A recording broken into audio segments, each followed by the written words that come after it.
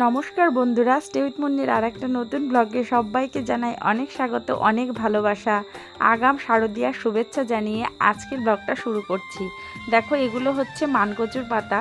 আর আমি শুনেছিলাম যে মানকচুর এই কচি পাতাগুলো নাকি বাটা করে খাওয়া যায়, তো আজকে সেটাই করব বলে নিয়ে এসেছি। আর এগুলোকে সকালবেলা ছাড়িয়ে দিচ্ছি। তো তোমরা আগের ব্লগ যারা দেখেছিলে তাদেরকে অসংখ্য অসংখ্য ধন্যবাদ জানাই। আর আজকের ব্লগটা শেষ পর্যন্ত দেখার জন্য অনুরোধ করছি, কারণ আজকের ব্লগে অংশনার জন্য কয়েকটা খাবার আর পুজোর কী কী শপিং করলাম সেই সমস্ত কিছু তোমাদেরকে সামান্য কিছু দেখাবো। তো দেখো, এই ডাটাগুলো বাদ দিয়ে পাতাটা আমি নিয়ে নিয়েছি। আর ওমসোনার খাবার সকালবেলা রেডি করছিলাম। ছোলা একবারে আনা হয়েছে, একটা ছাতু তৈরি করে নেব ওমসোনার জন্য। আর ওমসোনা যা যা খাবার খায় এখানে দেখো সবগুলোই আজকে একটু জোগাড় করে নিচ্ছি। ওমসোনাকে আজকে দেবো হচ্ছে চিড়ের রেসিপি। তো চিড়ের রেসিপিটা করার জন্য এখানে দেখো আমি এখানে নিয়েছি একটা আমন্ড বাদাম, একটা আখরোট, একটা খেজুর। আর চিড়ে বাচ্চাদের ওয়েট গেনের জন্য ভীষণ পরিমাণে কার্যকরী। তবে এই চিড়ের রেসিপিটা তোমরা বাচ্চাকে বুঝে সুঝে দিও, কারণ চিড়ে খেলে কিন্তু পটি টাইট হয়ে যাওয়ার একটা ব্যাপার থাকে। যেহেতু এখন প্রচণ্ড গরম, সেই জন্য বাচ্চারা জলও হয়তো কম খায়। চিড়ের রেসিপিটা যদি বাচ্চাদের অলরেডি পটি টাইট থাকে তাহলে আমার মনে হয় না দেওয়াটাই ভালো। আর চিড়েটা কিন্তু একটু গ্যাসও ফার্ম করে, সেই সঙ্গে বাচ্চাকে দেওয়ার আগে একটু হিসাব করে খাওয়ানো উচিত যে বাচ্চা সেই সময়ে চিড়েটা হজম করতে পারবে কিনা। দেখো, অংশনাকে নিয়ে ভয়েস ওভার দিচ্ছি, অংশনা কিন্তু পাশে কান্না করছে। আয় আয় আয়।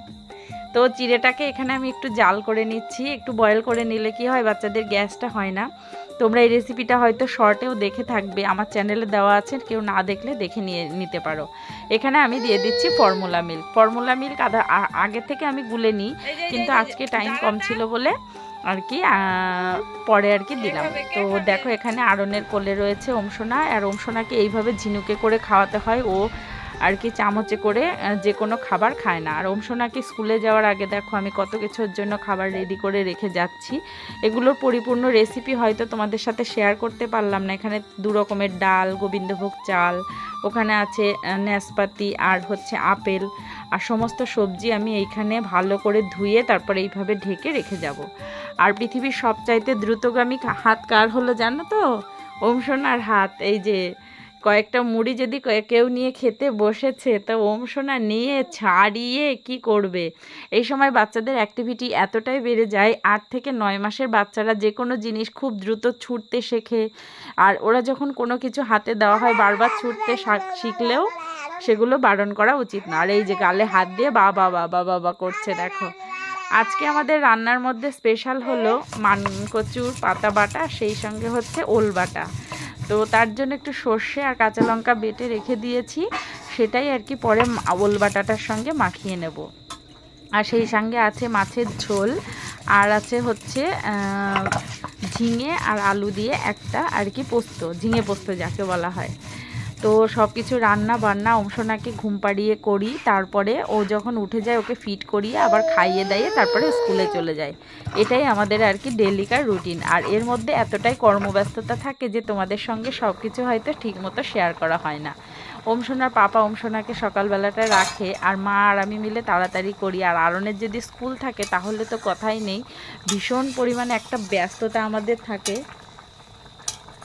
তো এইভাবেই আর কি দিন চলছে। তোমরা আগের ভিডিওতে অনেকে কমেন্ট করেছিলে যে দিদি ওমসোনাকে আর কি যখন স্কুলে যাও তখন ওমসোনা কি খায়। অনেকেরই প্রশ্ন থাকে এটা, যে আমি যখন স্কুলে যাই তখন ওমসোনা কি খায়।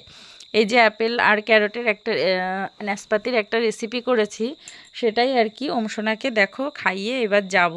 এর সঙ্গে তোমরা অনেকে ফর্মুলা মিল্ক অ্যাড করতেও পারো। আমি কিন্তু ফর্মুলা মিল্কটা আমি দিই না। আর যেদিন ওর পাপা খাওয়ায় ওর বাবা আবার একটু দেয়, কারণ ফর্মুলাটা দিলে একটু টেস্টি হয়, ওমসোনা খেতে চায় ভালো। স্কুলে গিয়ে দেখো আয়রন ট্যাবলেট বাচ্চাদের 5 বছরের ওপর থেকে কিন্তু আয়রনের ওষুধ এইভাবেই খাওয়ানো উচিত। আয়রন যেটা খায় না আর কি, ওই জন্য ওর হিমোগ্লোবিনটা কম হয়ে গেছে। মাঝে মাঝে আমরা ভাবি যে বাচ্চাদের আয়রনের ট্যাবলেট কবে থেকে খাওয়ানো শুরু করব। আর আয়রন ট্যাবলেটটা আমি এখন কেটে নিচ্ছি সমস্ত বাচ্চাদের জন্য। যেহেতু আমরা প্রাথমিক শিক্ষক, সেহেতু সমস্ত কাজই কিন্তু আমাদের নিজেরই করতে হয়। এখানে আয়রন ট্যাবলেটগুলো আমি অফ পিরিয়ডে কেটে নিচ্ছি। এগুলো খাওয়ার পরে সব বাচ্চাদের একটা একটা করে দিয়ে দেওয়া হবে। আর এখানে একটা প্রতিবন্ধী বাচ্চা আছে আমার পাশে, দেখো কথা বলছি আমি ওর সঙ্গে। ও যখন তখন এইখানে আমার কাছে চলে আসে অফিসে, এসে আমার সঙ্গে আর কি ইশারায় কথা বলে। তো বাড়ি এসে দেখো সকালে যত কিছু কাচাকাচি করে গেছি সব কিছু গুছিয়ে রেডি করে আবার পয়েন্ট টু পয়েন্ট জায়গায় জায়গায় রেখে না দিলে সারা ঘর এত এলোমেলো হয়ে যায়। আর আমাদের মতো যাদের ছোট্ট বাচ্চা আছে তাদের কাছে জিজ্ঞাসা করো না যে লাস্ট কখন তুমি ঘর গুছিয়েছো বা কতবার ঘর গুছিয়েছো। তাদেরকে কখনো জিজ্ঞাসা করো না যে তুমি এত তাড়াতাড়ি কেন খাচ্ছ, এটা জিজ্ঞাসা করো লাস্ট সে কখন খেয়েছে। তাকে জিজ্ঞাসা করো না যে চুলটা এখন আঁচড়াচ্ছ কেন, এটা জিজ্ঞাসা করো যে লাস্ট কখন সে কবে আঁচড়েছে চুলটা ঠিকঠাক ভাবে ছিল তুলে রাখবো। তার মধ্যে এবার ওম সোনা চলে এসেছে। গোপাল ডাকছে, গোপাল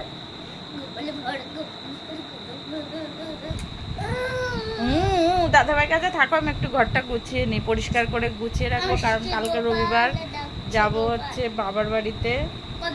কালকে সারা গায়ে ঠায় কি চুল কাটছে, কি জানে না কি অ্যালার্জি হয়েছে কি কি জানি, কি কি কি খালি ওই করে বই শুধু যখনই ভাবি কোনো কাজ গুছিয়ে করবো ঠিক তখনই ওম সোনা নয় খাওয়াতে হবে, নয় ডিস্টার্ব করবে, নয় ঘুমাবে, যাই হোক এটা চলতেই থাকে। এই জন্য বলে বাচ্চা ছোট থাকলে মায়েদের কোনো কাজ ঠিকঠাক মতো গুছিয়ে করা যায় না। তবুও যতটা পারি বাড়িতে আর স্কুলে বা বাড়ির বাইরেও সঠিকভাবে তাল দিয়ে কাজ করার জন্য। আর দেখো পুজো তো এসেই যাচ্ছে, শপিং করা এখনও হয়নি। শপিং করতে যাব কি, ওম সোনাকে নিয়ে কোথাও শপিংয়ে গেলেই দেখো হাই তুলছে, ঘুম পেয়ে যাচ্ছে। একবার আমার বাবার বাড়িতে ওকে ঘুম পাড়িয়ে রেখে কোনো জায়গায় গিয়ে একটুখানি শপিং করে আসছি, আবার অন্য কোথাও অন্য দোকানে হয়তো অন্য কিছু কিনতে গেছি, সেখানে গিয়ে আরেকজনের জন্য কিনছি। আমার মা, বাবা, ভাই, ভাই বউ, ভাইয়ের ছেলে, আমাদের বাড়ির সবাই, ননদের ছেলে মেয়েরা, এদের জন্য আমরা মোটামুটি শপিং প্রত্যেক বছর করে থাকি। এইবারও তার অন্যথা হওয়ার নয়, সেটাই চেষ্টা করব। তবে একটা জিনিস বলার আছে যে শপিং যেটা আমরা আর কি প্রাণবন্তভাবে প্রত্যেক বছর করি, এইবার আর কি সেইভাবে আর কি মনটা লাগছে না, কারণ ওম সোনার দিকে কেয়ার দিতে হচ্ছে। আর দেখো এইখানে কত ধরনের শাড়ি আমি দেখছিলাম, পুজো ট্রেন্ডিং শাড়ি আর কি, জিমিচু, তারপরে বিচিত্রা সিল্ক, এই সমস্ত শাড়ি উঠেছে। কিন্তু আমি শাড়ি তো কিনতে চাইছি না, কারণ আমার চুড়িদারটাই প্রেফারেবল হবে। কারণ আরনকে নিয়ে আর ওম সোনাকে নিয়ে আমি যখন বাইকে করে পাপার সঙ্গে তো সব জায়গায় যাই, সেখানে আমার চুড়িদারটাই আর কি সুবিধা হয়। তো একটা শাড়ি এত পছন্দ হয়ে গেল, সেই শাড়িটা নিয়েছি, অবশ্যই তোমাদের সঙ্গে শেয়ার করব। অন্য একটা দোকানে শাড়ির আর কি কিনতে গেছিলাম, সেখানে গিয়ে একটা ম্যাচিং ব্লাউজ পিসও পেয়ে গেছি, সব কিছু তোমাদেরকে দেখাবো। তো এই শাড়িগুলো কেমন লাগছে, আর এই যে জিমিচু শাড়ি, তোমরা কে কি কেমন শাড়ি কিনলে অবশ্যই আমাকে কমেন্ট করে জানিও। আর জিমিচু শাড়িগুলো কিন্তু গত বছর বেরিয়েছিল, কিন্তু এইবার বেশ ট্রেন্ডিংয়ে চলছে। তো আজকের ব্লগে আমি তোমাদের সঙ্গে আর কি আমার শপিংয়ের কিছুটা দেখালাম। প্রত্যেকের জন্য শপিং হয়ে গেছে। তোমরা যদি কেউ দেখতে চাও যে কী কী শপিং করেছি, তাহলে আমাকে কমেন্ট করে জানিও, তাহলে আমি সব জিনিসগুলো সবারটা একটু বের করে করে বাড়িতে যে শপিং করে নিয়ে গেছে সেগুলো একটু দেখাবো। আর তোমরা বাচ্চাকে ফিঙ্গার ফুড কারা কারা দিচ্ছ সেই আমাকে জানিও। ওম সোনাকে এই যে এইভাবে হাতে ছোট্ট ছোট্ট করে শসা বা অ্যাপেল কিছু দিলে পরে মুখে দিয়ে দিয়ে খায়। প্রত্যেক মাসে আর কি 9 মাস 8 মাস এইভাবে প্রত্যেক মাসে যে পোলিও যে কার্ডটা থাকে তার মধ্যে কিন্তু বাচ্চাদের অ্যাক্টিভিটি লেখা থাকে, ওইখান থেকেই দেখে বাচ্চাদের অ্যাক্টিভিটিগুলো তোমরা মিলিয়ে নিতে পারো। আর আমি তো চ্যানেলে অলরেডি ঘুমের চার্ট দিয়েই রেখেছিলাম, ওজনের চার্টও দেওয়া আছে। তো আজকের ভিডিওটা এই পর্যন্তই শেষ করছি। আমি 2 রকম রেসিপি তোমাদের সঙ্গে শেয়ার করলাম। কেমন লাগলো, কতটা হেল্পফুল হলো ভিডিওটা, যদি ভালো লাগে প্লিজ একটা লাইক করে দিও। তোমাদের একটা লাইক আর একটা কমেন্ট আমাকে পরবর্তী ভিডিও বানাতে অনেক মোটিভেশন দেয়। আর এই দেখো আমাদের রাঙাচরণ, যখন ওম সোনা আর কি পায়ে মল পরানো হলো সেই সময়কার একটা ভিডিও।